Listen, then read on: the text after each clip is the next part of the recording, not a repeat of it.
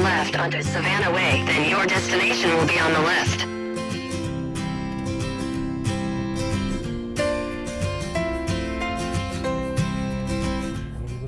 Okay, it's a little after 9 on Saturday morning, and we are headed to the next part of our scuba adventure to do the first of 2 closed dives in a swimming pool. So we'll get to learn all about the equipment today and use it and learn how to breathe underwater. And it's 62 degrees here. I certainly hope the water's a little bit warmer. But we have 5 mil wetsuits that they're letting us use for this, so let's go. All right.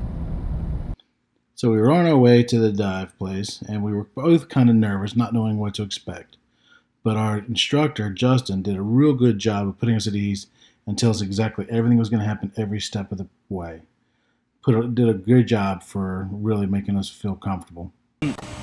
So scuba diving, I mean, a lot of it gets blown out of proportion. It's very, very, very easy to do. Anyone can really do this stuff.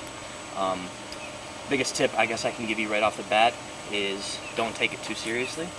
Right? There are safety stuff. The book does a lot to kind of Scare you? A little bit. That's kind of how I feel.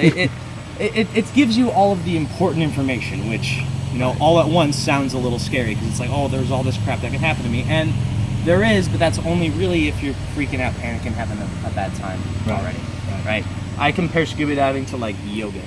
Right? You want the same kind of mentality, slow breathing, right? Just calm, relaxed. If you need to do something, not.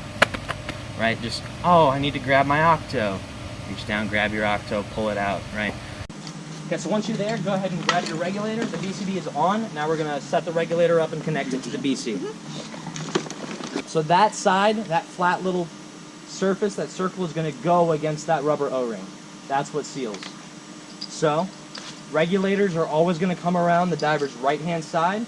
Computer, pressure gauge, and low pressure inflator are gonna come around the diver's left-hand side.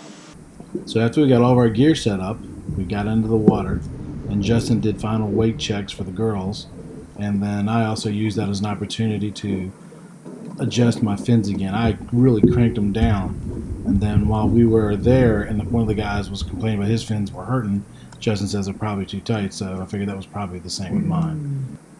It was finally time to take our first breaths under the water, so Justin gave us the sign to go under, and we all went down and started breathing through our regulator.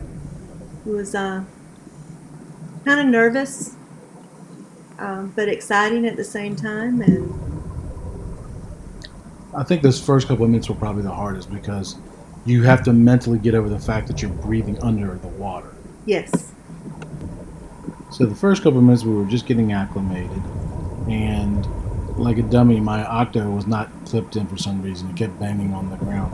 So when we did the one exercise where you have to take the regulator out of your mouth and then come sweep around, I ended up bringing around both of mine when that happened. And Aaron and I were both having a hard time even getting down to the bottom. So Justin tried to help us to control it with our breathing and got us to start adjusting the flow to our oxygen so we'd feel a little bit more confident. As you can see, we're standing more upright, and we should have been more horizontal.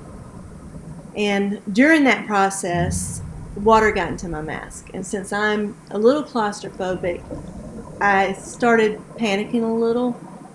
Justin was very good about coming over, and we hadn't learned how to clear our mask yet, but he was trying to teach me how to do it. But my weight still wasn't controlled, so I kept floating up while I was trying to do this, and just felt very unsteady and had a little moment of panic, I guess. Well, this is where I kind of stayed out of it because I figured if I tried to comfort you, it wouldn't work. And here's where you actually signaled that you wanted to go up. Yeah, but Justin was very patient. He talked me out of bolting and was able to help me get, calm down and clear my mask a little bit. And then, as you can see, I start floating again, and he actually pulled me back down so that I could get in a better position and then walked me through breathing properly, because part of controlling your buoyancy is breathing, and I think I was almost hyperventilating, so he helped me to slow down and just relax. So at the end of the first dive, Barbie's ear started hurting her a little bit. It was causing her a good bit of pain. And then so when we started the second dive, she ended up ending up getting out of the water because it would hurt to even go underwater. So when we did the second dive, you're only going to see the three of us, me and the other husband and wife team from the others. I'll be making it up next weekend. Yeah, she's got to do this evolutions next month. So she actually filmed this from scuba position. Here you can see Justin telling us that he wants us to practice filling the mask up all the way and blow it out with 2 breaths. Now, I was actually kind of okay at this point with this because one of the things you'll notice is masks get fogged up pretty fast. And after we did that first evolution where we filled up a halfway, I realized it cleared out the mask. So when the mask would get real foggy, I would fill it up all the way and blow it out. So it's like by the time we got around to this evolution, I'd already done this like 4 times because it was helping me see a lot better. For those new to our channel, that's me on the right-hand side. He picked me to do the mask clearing exercise first. And then after we did that, he comes around behind me to do the out of air exercise, which most people would get freaked out over. As you can see, he's showing Chuck what he's doing in front of him. He's turning the air off, and as soon as Chuck can't feel or can't breathe any air anymore and knows it's empty, he gives the empty sign and he immediately turns it back on. And Chuck passed this with flying colors. We'll debrief because there's a couple things I saw on that dive. Nothing huge, but just a couple small things I want to cover. We're calling it for today because we're diver team 1. We got one person we can't equalize. Not a problem. We just want to try to keep everyone together on the same page.